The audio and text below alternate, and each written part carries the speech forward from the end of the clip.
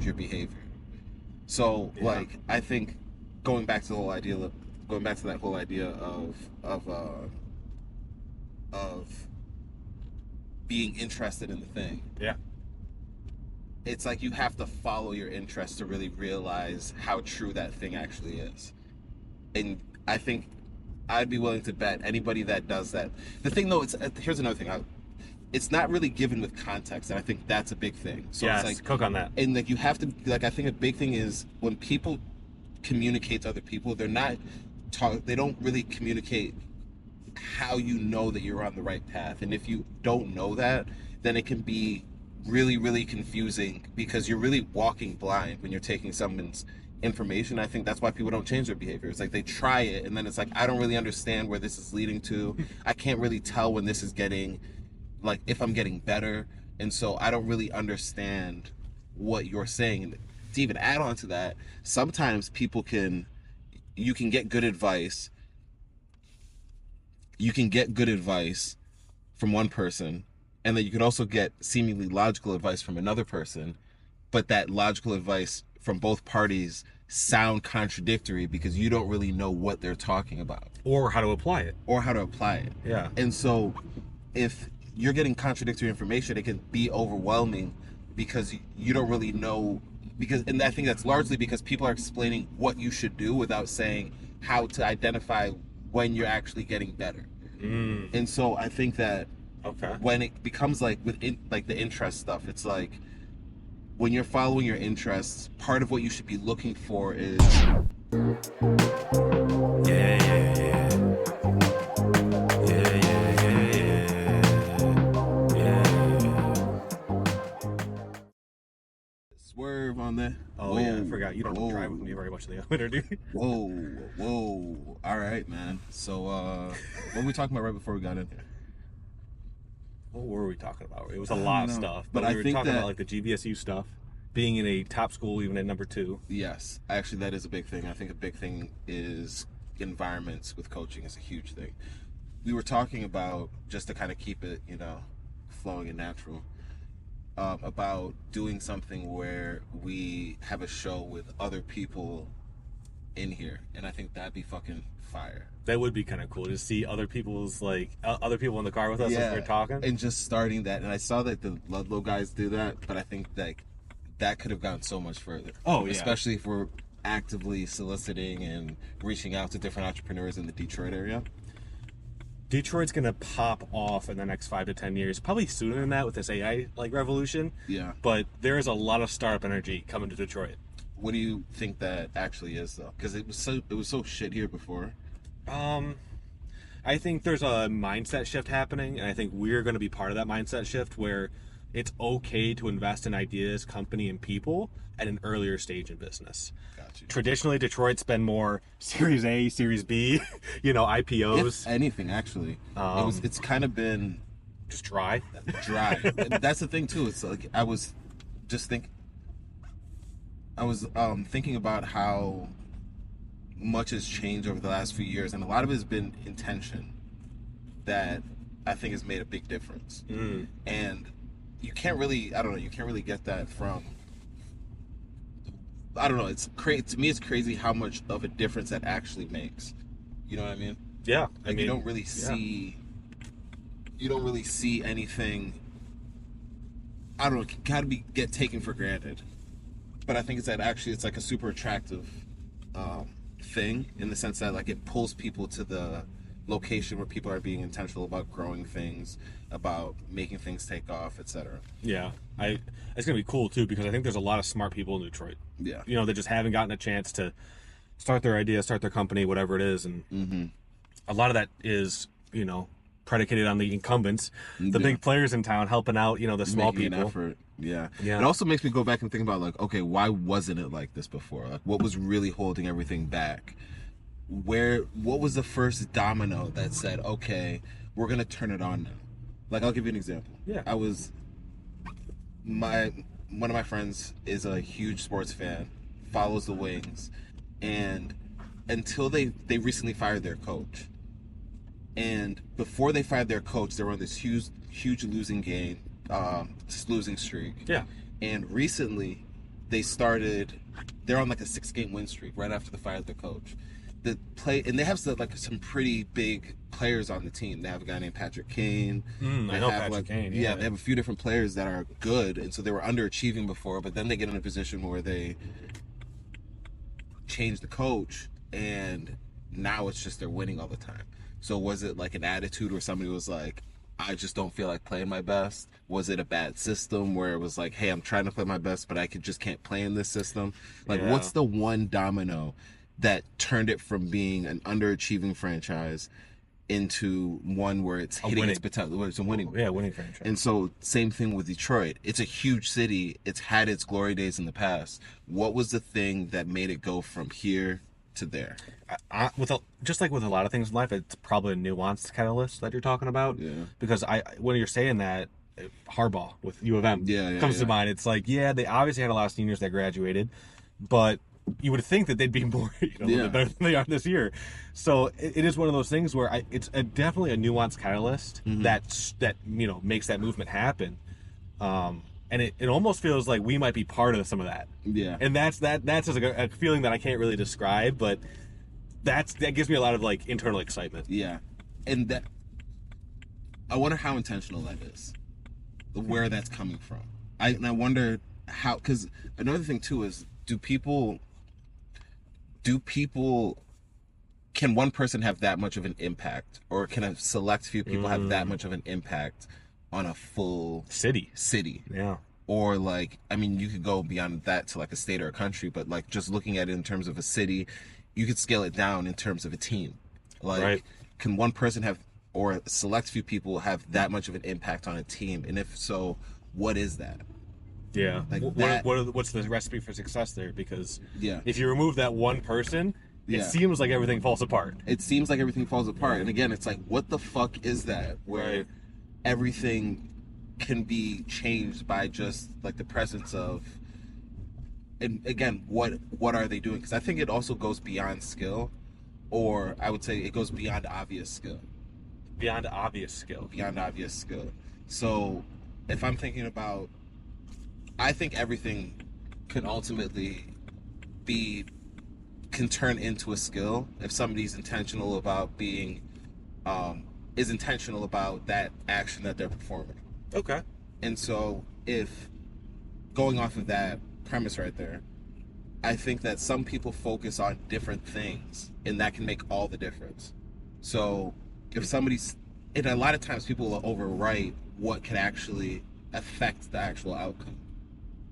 Like we were talking earlier before we were driving around about how if you come up in the programming or the development or engineering side of things, you completely underrate organizational skills, marketing, like people, sales. Marketing, sales. It's like all that stuff is fluff work, and vice versa. If you're on the, are we still gonna ride around for a little bit and then like maybe go like a mile or two around the area and then swing back to the? All right, we're on a little food run right now, going to Chick-fil-A. So that's true. It's not open on Sundays, so gotta get it out. You might be watching this on Sunday. That's right, and you can't get Chick-fil-A. So sorry. We should have went on Thursday, like we are. But but the back to the main thing is, but then on the flip side, if you come up on the marketing side, you're probably looking at like, oh, okay, you're just writing instructions. It's all clear cut. Why can't you do it fast? Why can't you do it faster? Yeah. And there's always that rub there. Right. I was reading this book on advertising, and I think it was Ogilvy's book, David Ogilvy's on advertising. He was saying how that exists with account execs and copywriters in advertising agencies. Yeah. Where there's always a rub. The copywriters are like the people that... Why is it taking so long? What are you doing? Are you even working? Exactly. It's like, we don't see you working. What are you doing? Yeah. And so, I don't know, man.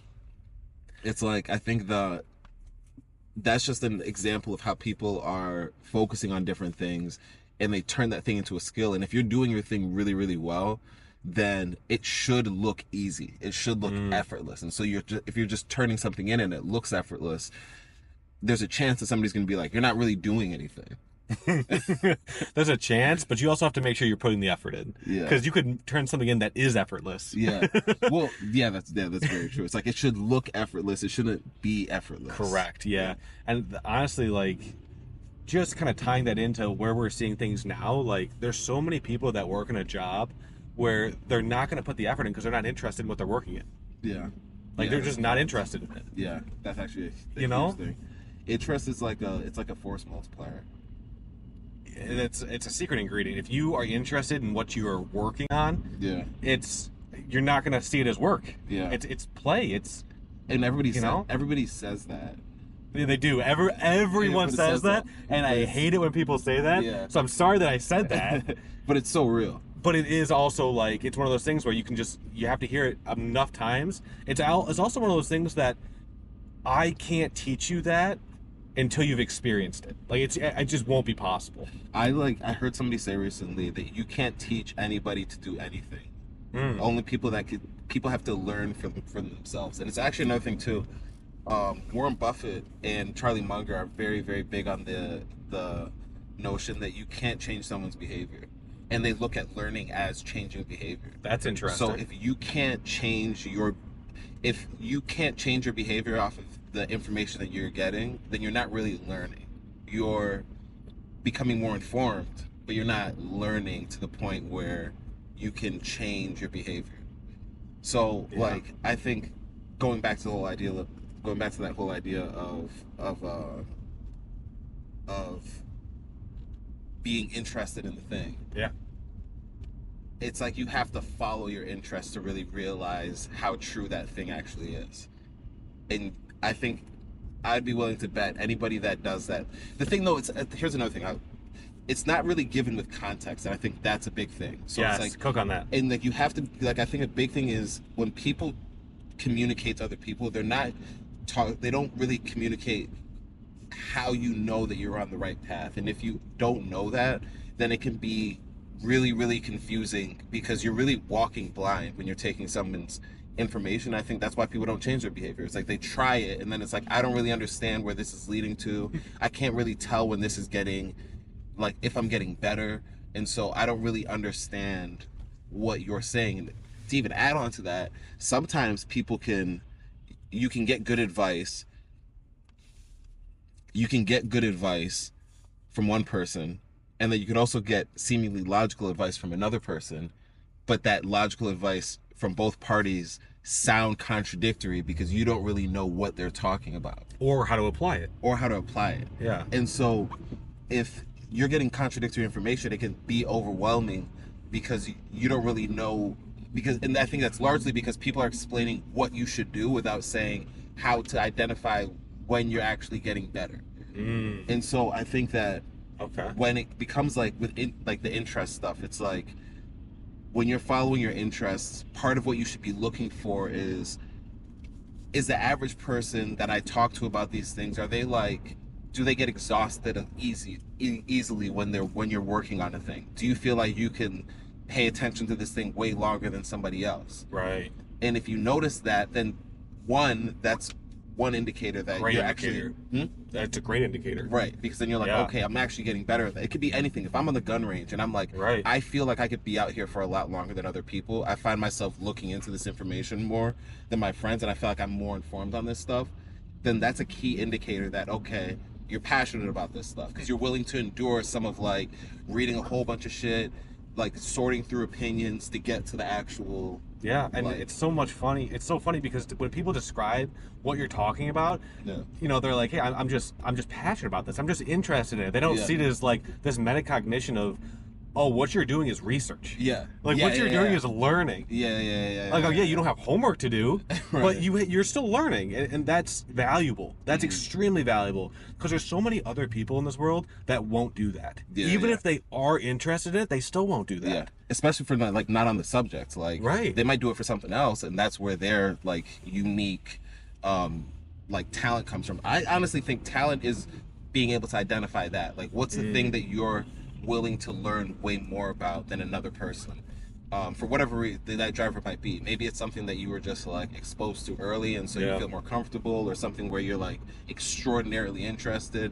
I still think interest will be out early exposure because over a long time horizon. If you get early exposure when you're young and you're interested in the thing, then that's like Oh, you're you're set yeah. up to just be like. But again, like it's all about what someone's interested in and how they, and that like opens up the scope of what you can actually like learn and do. And it's also Yeah. funny too. It's like when you break down the whole research, research has its own connotations too, Right. where it's all about like you have a picture in your mind about someone researching thing, like somebody White lab coat, probably. yeah, exactly. But it's like Yeah. the whole idea of research is searching for an answer again and again and again until you're satisfied. It's a research. And Right. so it's like multiple search. It's like if you find yourself on Google, which is a search engine, searching about the same topics over and over again, there's a huge hint that like, hey, I'm interested in this thing. And so I'm more there's a I'm predisposed to be more of an authority on this topic than the average person.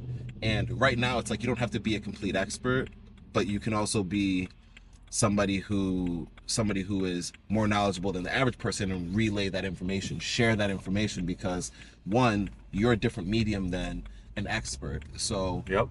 people are gonna receive information from you differently, and they might just like it. I just like this person because I feel like I relate to that person Right. more.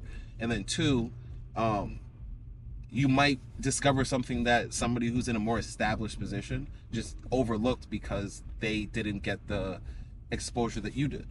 And not even the exposure, it's like you're looking at it from a completely unique perspective. Yeah. Like you can't discount the fact Yeah. that when you look at the problem and when an expert looks at the problem, yeah, they might have more context or they might, see X, Y, or Z that you don't see. Yeah. But I can guarantee you're going to see something that they don't see. Yeah, Just facts. because you're looking at it with a different set of eyes. And that in and of itself is valuable. And Yeah. so many people just overlook that and they don't understand, okay, it's valuable. Is that just valuable as in like a good feeling in my stomach, or can I make money on it? Because that's how a lot of people, like to see valuable. Yeah. And so maybe we talk a little bit about like how, at least we think, that interest can be turned into a monetization. How interest can be turned into monetization.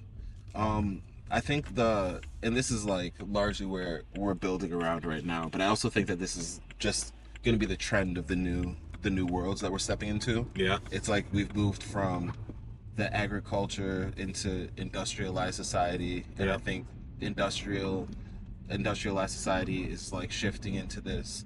There's like the information age, and like I don't know, you can subdivide it a million different ways, but I think this next big leap is one, the market becoming more efficient, but then two, I think it's rooted in how we um like I guess spend our time. And I think there's just like that it really comes down to like the main things. Like the main thing is like being able to make an offer into the marketplace to test how valuable the thing that you're interested in is in the world. And I think that that's the Yeah. main another step that I spent a lot of time learning about, Yeah. but I think is something that a lot of people still are unaware of, is how to make something that you're interested in into something that can earn something That can in the actual earn something. marketplace. Right. It's like I was looking at this. I was watching this video on a VC, and he was like, whenever we get pitch submissions, he was like 70% of the people don't even ask. It's like the ask is the offer. Yeah. And being able to be like, hey, this is what we're doing. Here's what we think here's what we're doing it for, and here's how we can continue to do this and like make some money off of it or whatever. However you end up like framing it. But I think at the heart of it is being able to find something that's good source material and then share that in a way where you can add value to somebody else, make somebody's life better, solve a problem for somebody else, and then receive value yourself. I think a lot of that is like if you can attract attention, that in and of itself is something you can monetize on. Yeah. Like regardless of whether you want to put an ad up or somebody else wants to put an ad up, like we all hate ads, but it's also like a measurement, a financial measurement of attention. Yeah. It's like if I can calculate how many eyeballs are going to see this and for how long, I can basically put a dollar value on your attention. Yeah. That's true. I think that people don't like bad ads. I don't like bad ads. Yeah, I think nobody likes bad content, Yeah. but I also think any ad that gets in between me and the content I want to see is a bad ad. It could be Yeah. about anything, but it's also like it would have to be more interesting than the thing I'm clicking on for it to be a good ad for me. Yeah. Otherwise it's literally just something in front of my destination, a roadblock in front of me. Yeah. I think like a bad ad that I don't like is when it goes longer than I would have expected it to go before I know like, oh, this isn't for me, or when I'm forced to watch this thing and I can't move, because I do understand that people want to, like, people have to be able to say like, hey, I'm selling this thing, etc., and I want that to be a thing that's prevalent. Correct. Because there's things that I want, and I'm like, if I don't know about it, then Of course, as a consumer, it makes a lot of sense. Right. Yeah. But if I can't, but if I have to watch like 3 minutes of it and I'm forced to watch it, Yeah. that becomes a little bit annoying. Especially when that person isn't like, they're not getting to the point.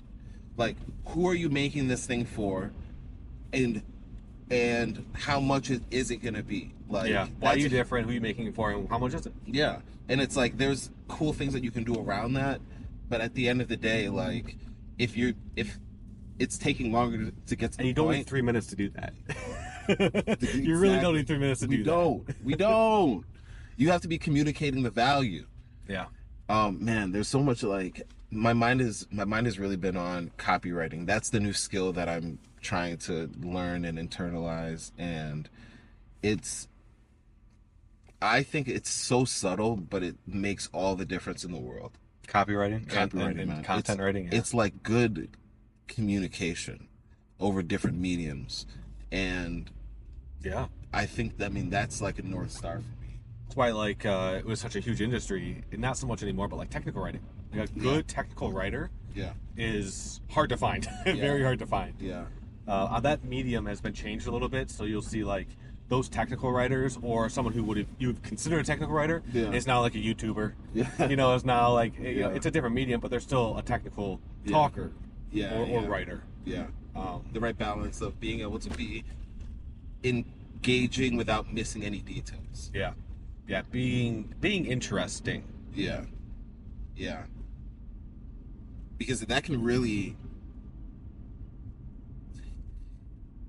I don't know, technical writing is a difficult thing, because you can't miss a beat, because that can fuck up that can have a lot of implications. Oh yeah.